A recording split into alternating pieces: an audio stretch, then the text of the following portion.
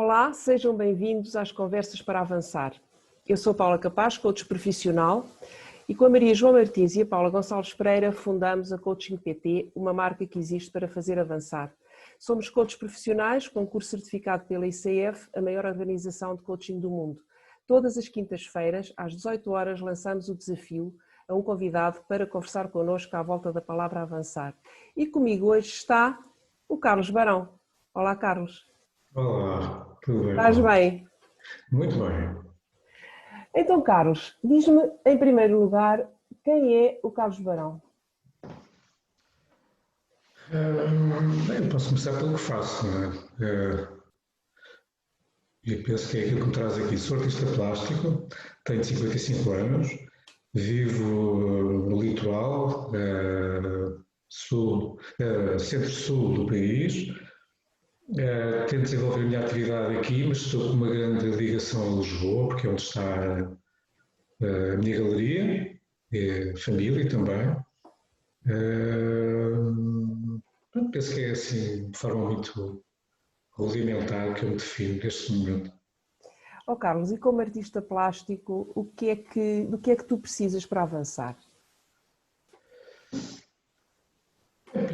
Já tenho que ter a capacidade de evocar aquilo que eu senti e vivi ao longo desta vida e depois uma certa capacidade também de, com alguma precisão emocional, ou aquela que me é possível ter, expor numa tela ou no suporte, seja o qual for, aquilo que são as minhas ilações acerca da vida, das pessoas. É isso que me faz avançar, ou seja, é o substrato, são as experiências, são as pessoas e a minha reflexão sobre isso. E quando tu crias e no teu processo criativo, o que é que te permite dizer ou ter a certeza que uma obra está acabada?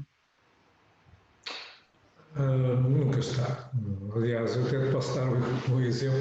Eu não posso ter quadros meus expostos cá em casa. Se o tenho é apenas de forma temporária já e para dar uma forma para tentar perceber se eles podem seguir o seu rumo de forma mais ou menos autónoma ou não.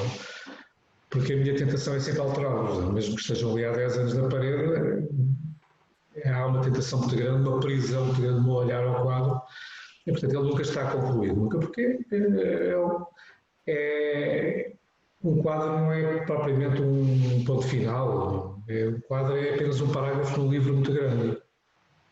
E a tentação de corrigir os parágrafos à medida que vais avançando é muito grande, porque a vida vai evoluindo, a tua perspectiva dela também, e penso que é transversal a todas as pessoas que têm esta atividade e outra criativa, é voltar atrás e corrigir, porque achamos que já estamos mais conscientes do que nos rodeia e, portanto, os parágrafos que estão lá atrás precisam de correção. Então, o quadro, portanto, nunca está acabado. Mas o melhor que estamos a fazer para o dar como acabado é deixá-lo seguir o seu rumo, deixá-lo ser independente, seguir para outra casa, para outro espaço. É aí que se pode dizer que está acabado, mas, por exemplo, se algum dia me trazem um quadro porque ele precisa de um retoque, um problema qualquer, é uma tentação muito grande meter lá foi-se outra vez muito grande. Por isso isto, penso que em resposta, um quadro nunca está acabado. Pode-te acontecer ir à casa das pessoas e ver os teus quadros e apetecer-te ir lá mexer em qualquer coisa. 100% seguro que sim. Apetece-me sempre acrescentar algo. Apagar não, mas apetece-me acrescentar algo, porque aquilo é, digamos, um ângulo visto através do meu temperamento, um ângulo de algo que está a ser tratado, ou abordado. E, entretanto, eu já sou uma pessoa diferente, né? Passando alguns anos já sou uma pessoa diferente, então apetece-me acrescentar essa diferença. É daí. E como é que tu geres na tua vida criativa, que lugar tem, como é que geres e que lugar tem o erro e a frustração? É fundamental. Eu costumo utilizar a palavra tropeçar. Eu tenho que tropeçar nas coisas, e, portanto eu tenho que me pôr a jeito para errar. E o erro é não digo que seja o mais importante, mas é fundamental para descobrir algo sobre aquilo que eu penso. Portanto, o erro é a consequência das armadilhas que eu estendo ao longo do meu trabalho. Vou dar um exemplo. Eu, por vezes, inibo a presença de demasiadas cores ou demasiados materiais para me ver limitado nas escolhas e então o desafio ser bastante maior. Eu não tenho tantos recursos para suplantar algum problema estético. E estas limitações fazem com que exista alguma frustração, mas o resultado, ao fim destes anos todos, já não fico ansioso com isso. O resultado, de regra geral, suplanta as minhas expectativas. Eu acho que até funciona melhor com algumas limitações de recursos e de tempo.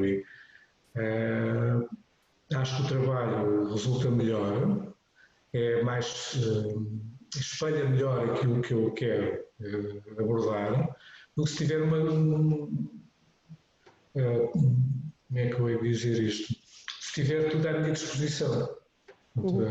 Acho que a mente tem uma necessidade de expressar, de aliviar a coceira da expressão tão grande que qualquer recurso, nem que seja uma folha e um pedaço de carvão, servem o seu propósito. E temos uma caixa cheia de tintas às vezes só complica. Ou seja, vai mascarar aquilo que realmente eu estava a tentar transmitir. Vai para o bonitinho. E não é isso que se pretende na pintura, não é o bonitinho. Não é? Mas pretende-se transmitir ou aproximar-nos do observador o mais possível, uma comunicação inconsciente e inconsciente. E isso, por vezes, é fácil e muito mais fácil com meia dúzia de traços. Claro que eu estou a ser muito simplista, mas eu penso que tu entendes o que eu quero dizer. Não? Sim. E isso faz-me lembrar, levou-me para a tua outra profissão ou à tua outra área e de que forma é que o teu processo criativo se liga ou não com a psicologia, que é a tua formação também, não é? Sim, eu tive formação em História da Arte e em Psicologia. Sim, liga-se, olha, há um tempo que com isso que é a precisão emocional, portanto, tu tens que estar muito conectada com o teu pensamento, com as tuas sensações, emoções, tudo o que esteja associado à tua vida mental. E a psicologia torna-te um bocadinho mais consciente dos processos, os mecanismos de defesa que um indivíduo ao longo da vida vai construindo naturalmente, e são essenciais para a vida, para o tornar mais funcional, são um bocadinho contrariados por esta formação ou esta consciência destes mecanismos de defesa. A psicologia dá até essa ferramenta, em princípio. Espera-se que sim, não é? Espera-se que sim. E às vezes até nem é muito útil, por vezes não é, porque pode, de alguma forma, retirar espontaneidade aos processos. Portanto, esse não existe, espontaneidade e compreensão dos processos. Agora, ajuda constantemente, principalmente a desmascarar as minhas próprias armadilhas, ou seja, aquilo que eu estou à procura. Se eu estou a ser realmente honesto na expressão daquilo que penso, ou se estou a tentar, de alguma forma, ir de encontro às expectativas dos outros e às suas necessidades estéticas, a agradar, porque eu não vivo sozinho, também gosto de ter, digamos assim, respostas dos meus interlocutores, das pessoas que têm o meu trabalho. Chegar a eles, por vezes, exige algum tipo de cedência. Mas eu tenho que ter noção do que é que eu quero transmitir, ou qual é o assunto que eu quero abordar com eles. É assim, para não me tornar demasiado redundante ou circular, a psicologia ajuda se estivermos principalmente muito conscientes dos processos que estamos a utilizar na pintura e se estamos de facto a constatar se estamos de facto a ser honestos na expressão daquilo que estamos ou daquilo em que acreditamos ser a vida, o mundo e do que somos nós. E quando dizes que a psicologia ajuda no teu processo criativo, e falando exatamente desse processo criativo, quando tu estás em frente à clássica tela em branco, não é? O que é que quando tu estás em frente, então tens uma tela em branco à tua frente, Sim. O que é que te faz avançar? O que é que tu procuras? O que é que tu encontras? Qual é a sensação de começar e avançar com um projeto novo, ou uma pintura nova, neste caso? És capaz de te rir disto, a resposta não vai assim, não é muito clássica, mas eu vou te dizer o que é que eu verdadeiramente sinto quando olho para uma tela em branco. Gostava que fosse maior. Sim, É isto que eu penso. Gostava que a tela fosse maior. Ou sim, seja, eu tenho esta questão da escala. Gosto muito de trabalhar grandes dimensões, porque eu gosto do gesto na pintura, e gosto de ser amplo nos gestos. Portanto, aquilo que eu penso que eu tenho na tela em branco é isso, invariavelmente. Mas agora, aquela clássica angústia da tela em branco, não, nunca tive isso. Nunca tenho uma ânsia muito grande de colocar uma mancha aparentemente disforme, mas onde eu começo a projetar-me e a ver formas e aquilo serve de gatilho a partir daquela forma que eu, de uma forma inconsciente, obviamente, vejo na mancha, ao jeito dos testes de Rorschach, os testes sim. projetivos, eu começo a vislumbrar também alguma coisa da minha natureza e daí é um não stop, nunca mais para e, portanto, a partir de uma certa altura as coisas começam a fazer sentido. E é sempre uma viagem onde o começo não é revestido de angústia ou de medo. Isso tem muito a ver, penso eu, com a habilidade. A pessoa quer fazer algo que fique bem numa parede, ou seja o que for. Eu não tenho essa ansiedade, porque basicamente é ser honesto, emocionalmente honesto na expressão dos meus sentimentos. Isso é que me pode trazer alguma dúvida a dada altura do processo. Diz. Estava aqui a pensar que temos que acabar a nossa entrevista, com muita pena minha. Tens alguma pergunta que gostasses que eu te fizesse? Olha, agora essa desarmou um bocadinho, eu pensava que o sentido da entrevista era outro. Olha, o que eu te posso dizer é que tenho muito prazer em falar de pintura, cada vez mais, e não, da minha posição na pintura, mas ao escutar pessoas que nunca pintaram desta forma mais profissional, mas gosto ao escutar e falar com pessoas que ainda se lembram do que era pintar quando eram crianças e de fazer de alguma forma uma pequena partida que é torná-las, galvanizá-las com o exercício da expressão plástica, para as incentivar a recuperar um hábito que já estava instalado antes de aprenderem a escrever e às vezes até a É verdade, falar. é verdade. É. E que lhes causava um grande prazer.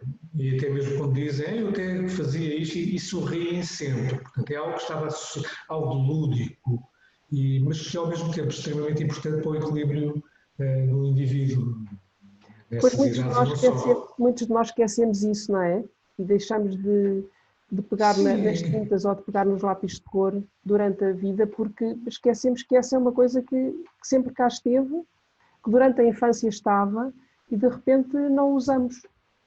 Agora estás-me a falar nisso e eu nunca tinha pensado nisso. sim. Nós não esquecemos, na minha visão das coisas, nós apenas relegamos para um quarto É, da casa um bocadinho mais ao fundo do corredor. Mas assim que alguém com quem eu desenho muito em esplanadas, sim, gosto muito de fazer, tenho sempre um lessing na carteira, assim. E então, de vez em quando sou abordado ou com olhares ou com pessoas que de facto sorriem e querem ver ou sim. fazem-me algum tipo de pergunta sobre o trabalho. E eu gosto muito dessas pequenas conversas de toque e foz que elas têm, que é um recordar o prazer que tinham em desenhar, mas ao mesmo tempo também um pouco inibidas porque dizem logo eu não tenho jeito. E isso faz um bocadinho, deixa-me constrangido, porque essa questão do jeito é perfeitamente secundária. O que está aqui em causa é o prazer e a capacidade de expressar algo, porque o gesto da escrita ou o gesto um papel, seja lá com o material mais simples possível, é revelador de um estado de espírito, é revelador de uma forma de ser, testar e pode promover o autoconhecimento de uma forma extremamente eficaz, se for devidamente orientada, com o mínimo de, de aconselhamento ou de chamada de atenção de alguém com que vai um bocadinho mais à frente neste processo. E pode ser extremamente rico para o indivíduo cultivar ao longo da vida este tipo de atividade. Um bocado à semelhança, agora fui baixo, desculpa lá, não te quero alongar Não faz mal. a entrevista, mas faz-me lembrar muito aqueles nossos exercícios quando estávamos nas aulas, e tu que és professora também, não é? Associado, vês os alunos a rabiscar nas bermas dos cadernos, a fazerem uns desenhos. Isto está lá sempre, nunca esteve esquecido. Mas, de facto, é algo inato, está lá, é uma necessidade sempre presente na nossa mente e é revelador da nossa forma de estar, da impaciência, por vezes, nas aulas, começamos a buscar. Outros miúdos que são mais hiperativos e que utilizam o desenho para, no fundo, os tornar mais conscientes do ambiente, porque os tranquiliza. Portanto, o desenho tem uma função terapêutica também e reguladora da nossa conduta extremamente importante. Extremamente importante. E voltando à tua sugestão de fazer qual era a pergunta que eu gostava que fizessem, no fundo é uma pergunta, mas é uma afirmação. Eu gosto muito de falar com pessoas que deixaram de desenhar e sobre a pintura, mas não a minha, mas sobre a pintura delas. Gosto muito de fazer isso. Agora deixaste-me a pensar, vamos ter que falar sobre isso um dia destes. Carlos, o que é que, já que estamos a acabar, o que é que levas desta conversa? Leva um grande prazer estar a conversar com uma amiga que fez perguntas que me reavivaram ao lembrar o prazer que eu tenho em falar destes assuntos. Eu fui professor durante algum tempo também e associado a estas áreas e, portanto, tinha muito prazer em cativar as pessoas e puxar as pessoas para esta área.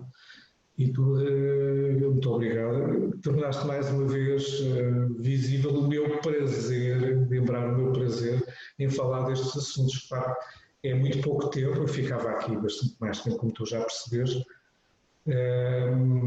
mas é uma coisa que me dá, é um fascínio grande que eu tenho por esta área de atividade e que é tão grande que se suplantou à psicologia que eu abandonei por causa dela. Obrigada, Carlos. Nós vamos falar mais vezes e a vocês que estão desse lado, continuem a acompanhar-vos nas conversas para avançar, todas as quintas-feiras, às 6 da tarde. Obrigada. Beijinhos, Carlos.